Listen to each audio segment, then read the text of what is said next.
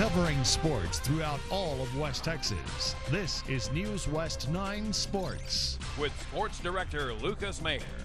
Welcome back. The Midland High boys basketball team will begin district play on Friday against Abilene High, and despite a loss in El Paso last night, the Bulldogs are feeling good.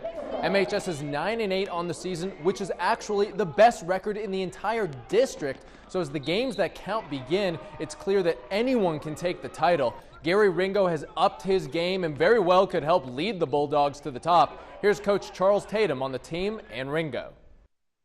We're peaking at the right time. You know, I think it's important to be playing your best ball going into when your season really counts. And I think coming off the kind of games we had during the Byron Johnston and the week of practices that we put in the last couple of weeks, I think we're playing our best ball at the right time of the season. Gary Ringo's really come on. And I think he's probably the overall best player in the district. With his length and athleticism and his ability to shoot and facilitate. He's got all the tools to really make some noise in this district. The Permian Gymnastics team, which has a long history of excellence, is gearing up for the Mojo Invitational, which takes place on Friday and Saturday. There's lofty expectations for both teams. The girls finished 11th in the state last year, while the boys finished 5th. But a championship is always the goal for Mojo. Both squads will have to rely on youth as multiple key players graduated, but that has not dampened expectations.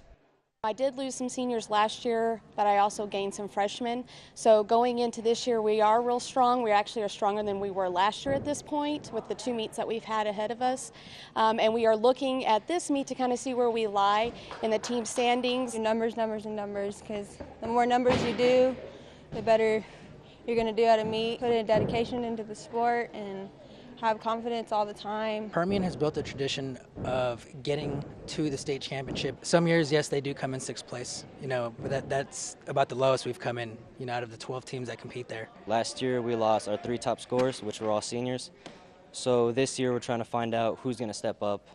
And right now, we're in pretty good shape. We started just about in the same place as we did last year, because we gained a bunch of new freshmen, and these freshmen have been working really hard. Today, a former local baseball player now in the MLB was traded, and he's headed back to the state of Texas. Evan Gaddis, who was once hitting bombs for the UTPB Falcons and has made a name for himself as a power hitter for the Atlanta Braves, was traded to the Houston Astros. The Stros sent 3 highly touted prospects to Atlanta. Gaddis hit 22 homers last season, despite only playing in 108 games due to injury.